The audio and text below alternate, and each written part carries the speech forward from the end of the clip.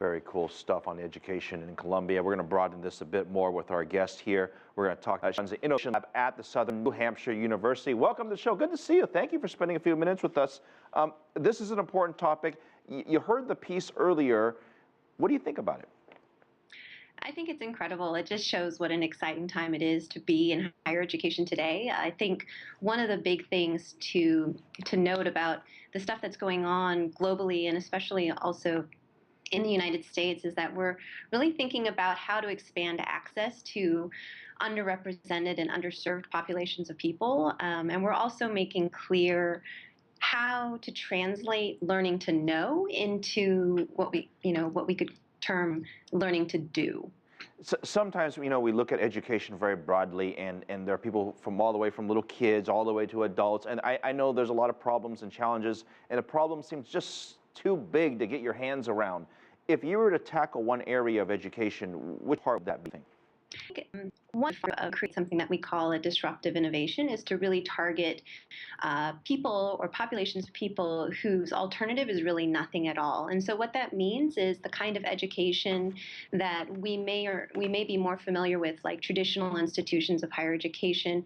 The education that is going to affect these larger populations of people may not look like what we're traditionally used to. So, as this previous story showed, it could be happening in a park, it could be happening in a warehouse, it could be happening in collaboration with employers.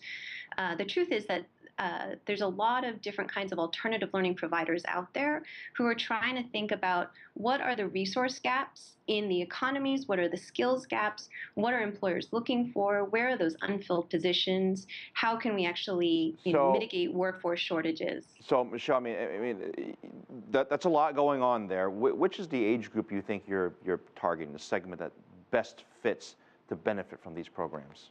So many of the programs that are gaining traction are really working with working adult populations, but at the same time, there's this great program that's part of our university, for instance, that comes out of our competency-based education program called College for America. That's in a pilot program in Rwanda with a university called Kepler University, where they're trying to target the most impoverished Rwandan students and really get down a post-secondary degree to about $1,000 a year.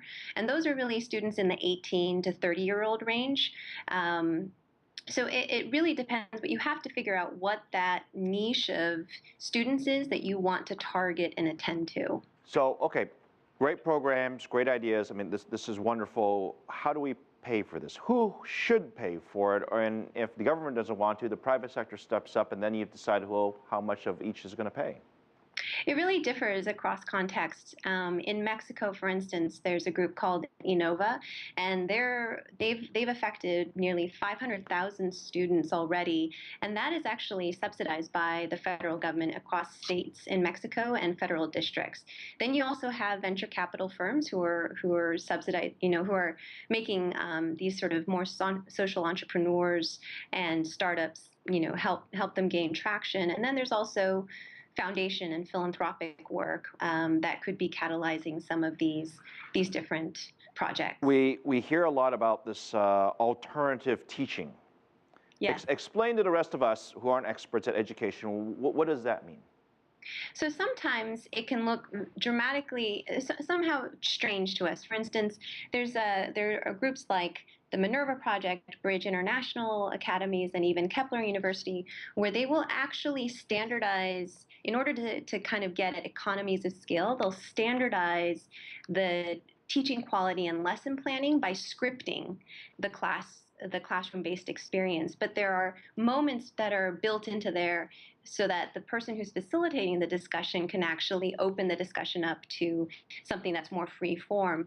But in order to make sure, when you're working in a group that may or may not have a subject matter expert at hand, that the students can learn at the same quality as though you had, that expert in the room, and they're relying on technologies, they're relying on massive open online courses that are free, a lot of open educational content, but then they have these kinds of scripted curricula that are sort of embedded and delivered to the students. So that looks really different than what we're used to. Well, the bottom line is, as long as more people are getting access to education, no matter what form it comes in, if it helps them, I think we both agree that that's a good thing. Michelle Weise, thank you for spending a few minutes with us on the show.